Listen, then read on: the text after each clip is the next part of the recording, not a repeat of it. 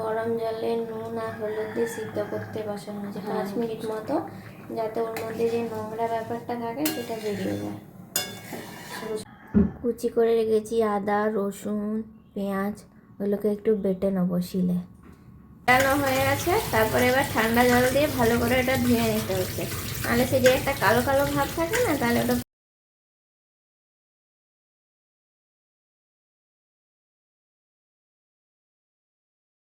গরম হয়ে গেছে। এবার ধোয়া ছাতুটাকে তেলে ভালো করে ভেজে নিতে হবে, লাল লাল করে।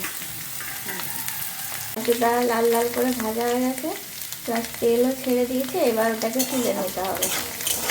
চিংড়িগুলোকে ভেজে নেবো, ছোটো ছোটো চিংড়ি, ছোটো ছোটো চিংড়ি নিয়ে ওগুলোকে ভেজে নেবো।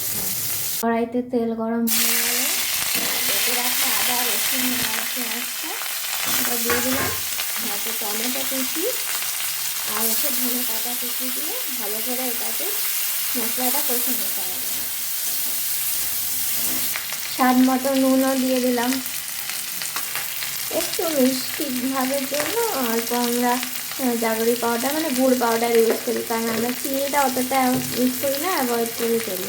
এরপর হচ্ছে জিরে গুঁড়ো 1 চামচ, হলুদ গুঁড়ো 1 চামচ, আর হচ্ছে লঙ্কা যে যার স্বাদ মতো, যে যেরকম ঝাল খায় সে সেরকম দেয়।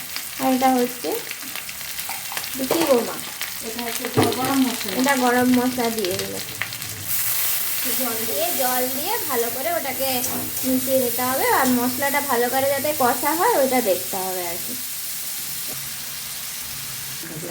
হ্যাঁ, এবার এটাকে ভালোভাবে ভাজতে হবে।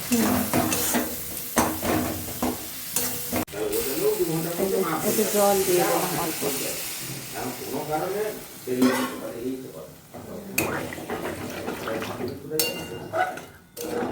দিয়ে একটু নুন দেখে নিতে হবে, যদি আর একটু লাগে দিয়ে একদম হয়ে গেলে নামিয়ে নিতে হবে। তাই আজকে হয়ে গেল মাশরুম চিংড়ি। এই দেখুন মাশরুম চিংড়িটা হয়ে গেছে, এবার নামিয়ে নেব। থকথকে হয়ে গেছে, এবার একটা বাটিতে ঢেলে নেব। বাটিতে মাশরুম চিংড়িটা ঢেলে নিয়েছি। খেয়ে দেখবেন, রান্না করে দেখবেন, খুব টেস্টি লাগবে। আমাদের তো করে খেলাম।